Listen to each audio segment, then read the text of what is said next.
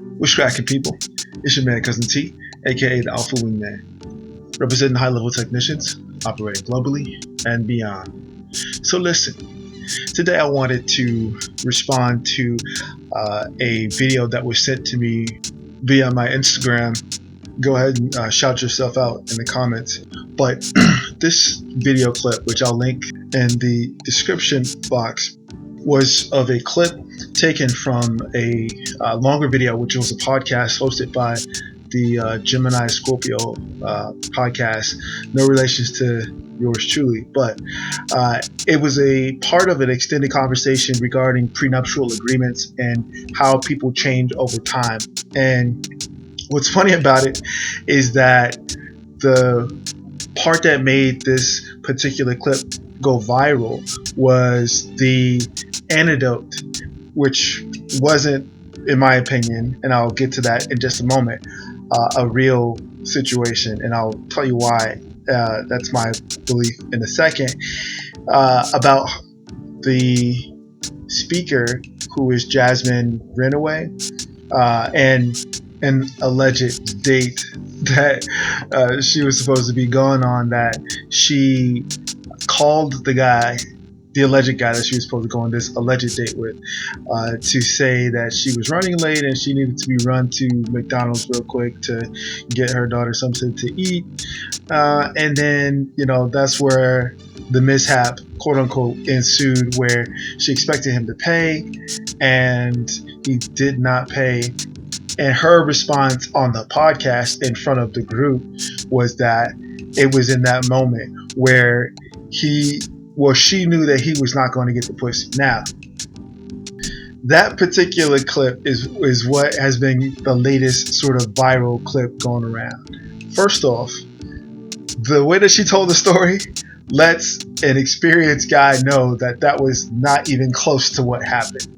Okay, and what's interesting is that I've seen a few response videos in this space, the manosphere, and guys have been showing what side they land on in terms of if they were put in that situation, and how this is a case study in how low the value of access to a woman's intimacy is in the modern day. Now, let's look at this from the select manosphere's perspective, shall we? First of all, if we were to take what she said and the way that she framed it, we know that she is speaking on two different levels. The guy who she requested to take her to McDonald's was not the guy that she was, quote unquote, dating. Okay, let me be clear about that. That was her food guy. Okay, she was trying to groom him to become her food guy, the guy that would pick her up and take her to different spots to eat. We've already discussed that in this space, and I will definitely link the video that I did on a woman's roster down below. But moving forward, so she was trying to groom this guy to be in that spot. He did not want to be in that spot. He did a pump fake for the friend zone in certain aspects. But who she was actually referring to as the date was the guy after he would have dropped her back off, or did drop her back off. She already had de-employment lined up. And guys in the select manosphere understand what that means. All right, we'll do a series on notes from a side dude, but in any case, she was going to get smashed, just not by this guy. If you notice in the course of her description of what happened, she threw out the little virtue signal where she said, "I even offered him or asked him if he wanted something."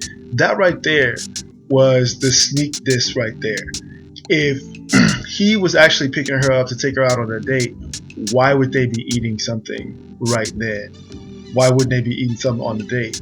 But also, the fact that she would even throw out there that she would offer him something to eat would have been payment for services rendered. So there was no way she was going to, quote unquote, pay him with her kitty cat for taking her to McDonald's to get something for her daughter to eat. His payment would have been, she would offer him something to eat while ordering the shit.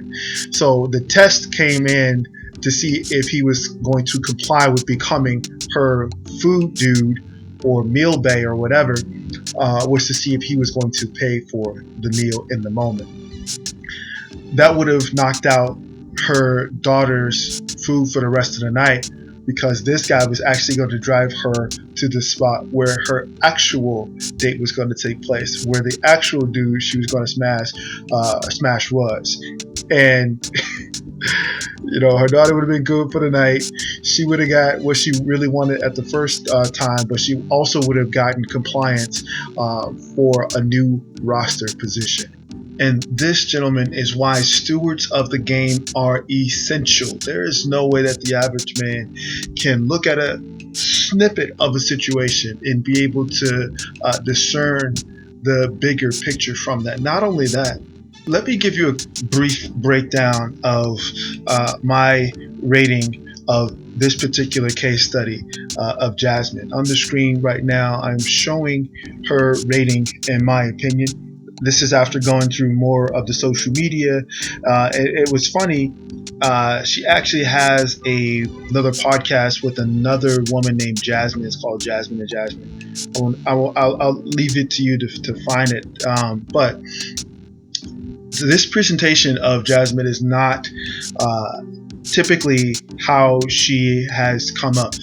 These pictures that I'm showing now are representative of how she has been for the majority of her development.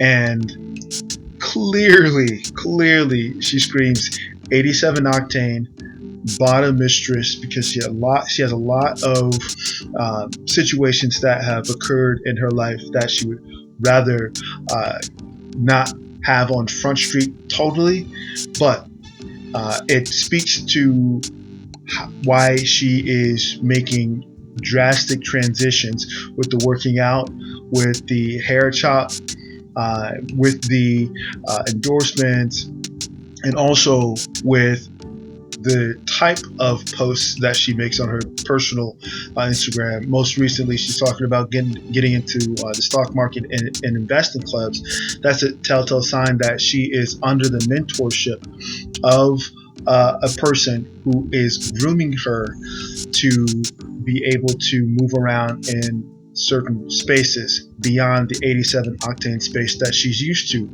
This is shown in another post where she referenced being able to be taken on a date to the bank. This is her masculine mentor.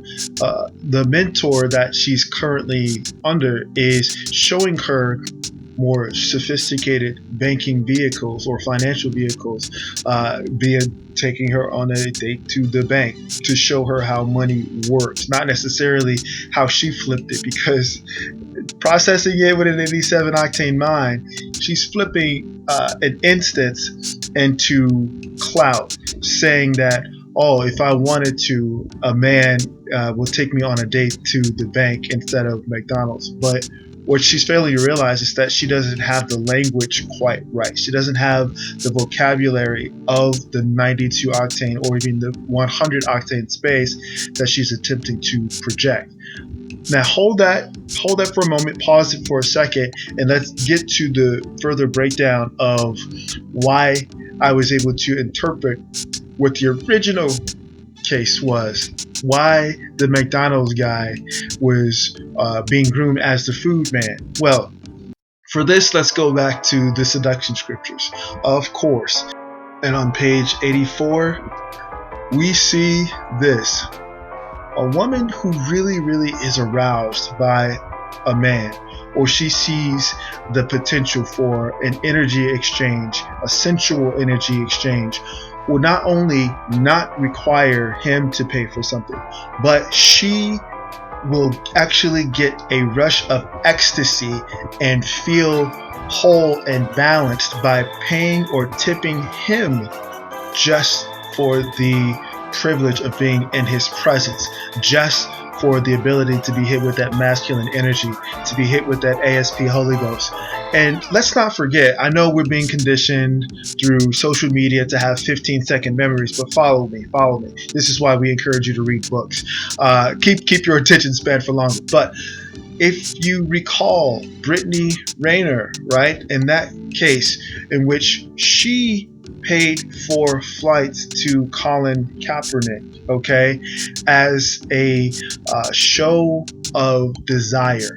She wanted to be in his space so bad that this certified Instagram model was willing to pay for her own flights to see this guy, to be serviced by this guy, to be in his space, and to be sent away. That's just one example, but it shows the bigger picture. If a woman truly desires to give you that intimacy, she's not going to make you pay for anything. In fact, she will put half in it. She will put the whole thing down. She will, set up appointments. She will do whatever it takes to get that hit of ecstasy.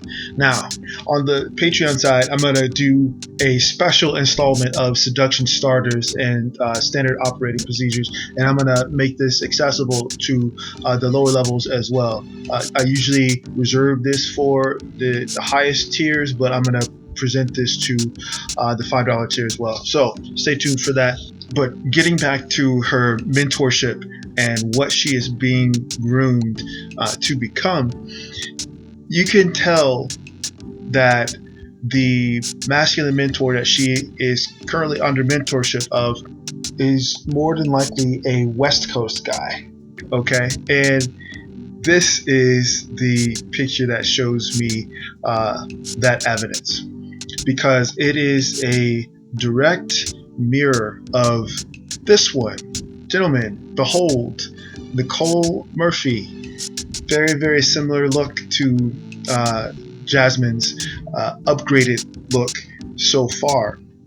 Now, a woman can have the look, she can get the grooming, she can get the haircut, she can go to the gym and all those things, but she still needs the education. She still needs to learn the language. She still needs to get the mentality and the mindset of the space in which she is being groomed to enter into, because without that, without those other supplementary elements, she's not going to be able to last in those spaces.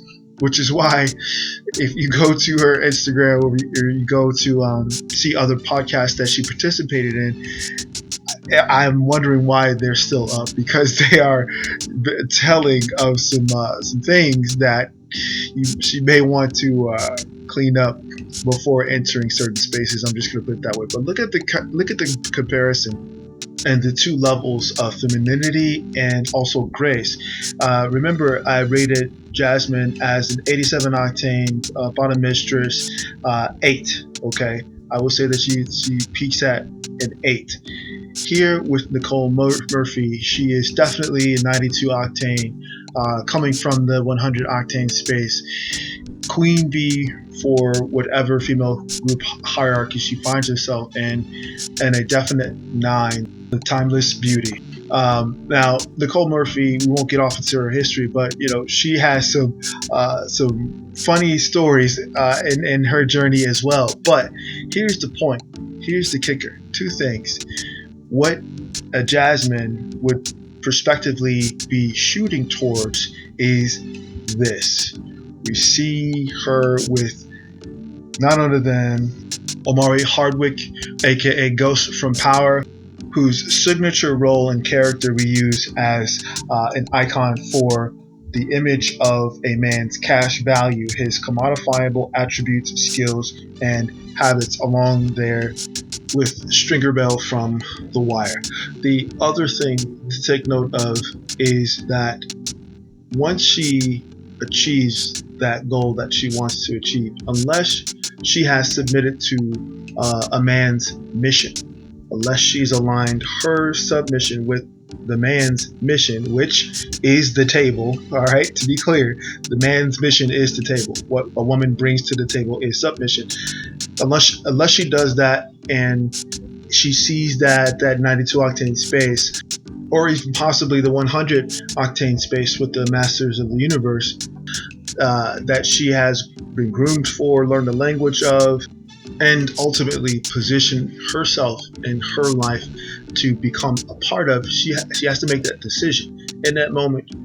Once she actually qualifies to be in that space, she has to make the decision whether or not she wants to be in that space, whether or not she fits in that space, feels at peace and at home in that space, and all of the things that that space requires of a woman.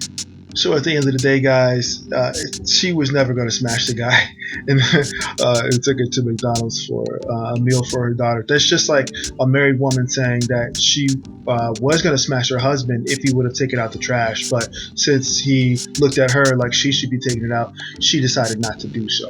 Sounds crazy, right?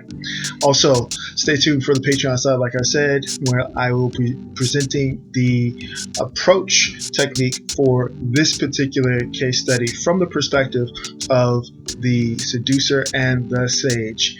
And I will answer that question: would this person be someone who I would personally put on the roster? Stay tuned and find out on the Patreon side. Select man, pre-select man, non-select man. Like, comment, share, subscribe. And as always, this is your man Cousin T, aka the Alpha Wingman, saying stay sharp and mission focused. Later.